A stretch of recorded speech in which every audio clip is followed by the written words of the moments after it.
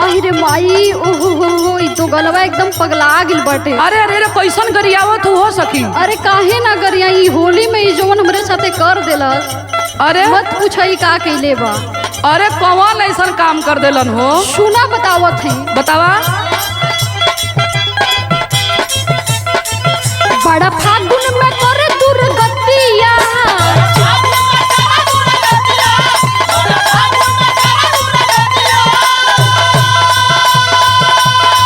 रोज सासत में बीतत रतिया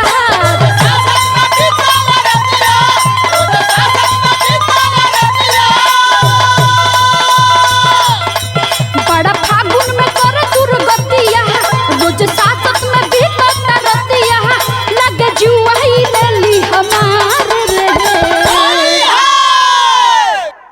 अरे टूटे कमरिया मायर बड़ी उठे लहरिया भांग खा के मार है लगातार रे। कमरिया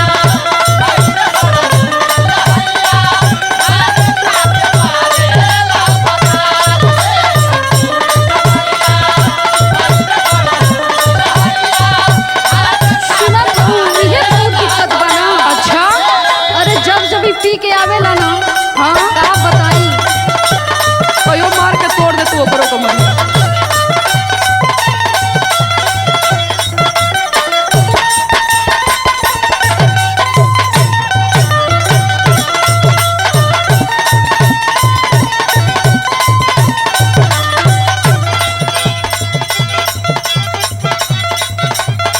इतने नहीं का हो?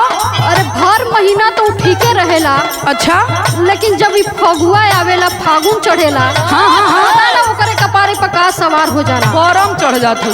सुना जब चढ़ेला हो काका करेला हो नहीं पूछो बलमुआ के लीला जीव डरेला हो जब धरेला हो तड़पावेला साचो कहिला।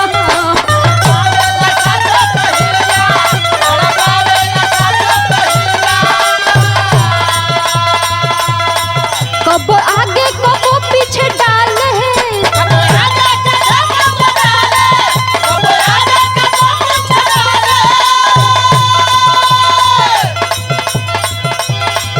असहोली में पड़ गनी पहले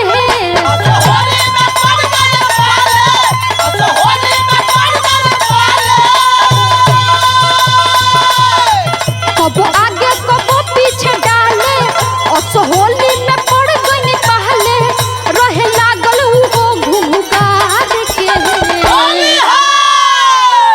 अरे टूटे कमरिया मायर बड़ी उठे लहरिया भांग खा के मार है जब फसार रे। टूटे कमरिया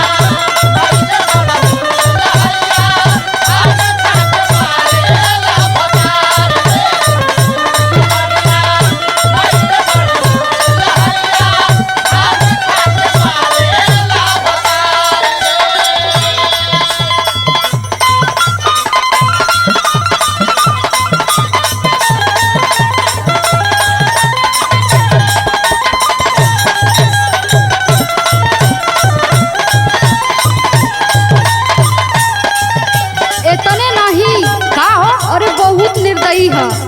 सुना बतावत है।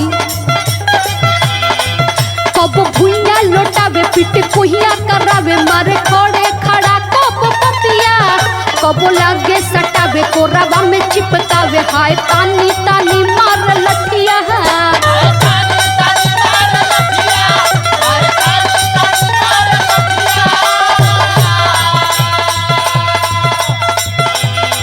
निशा कहमन मनोज गति कही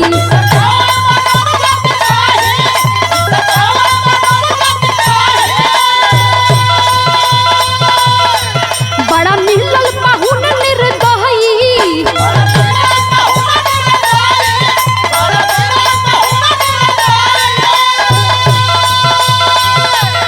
निशा कहमन मनोज गति कही बड़ा मिलल पाहुन निर्दयी चढ़ जाला रोजे में बुखार रे। टूटे कमरिया मायर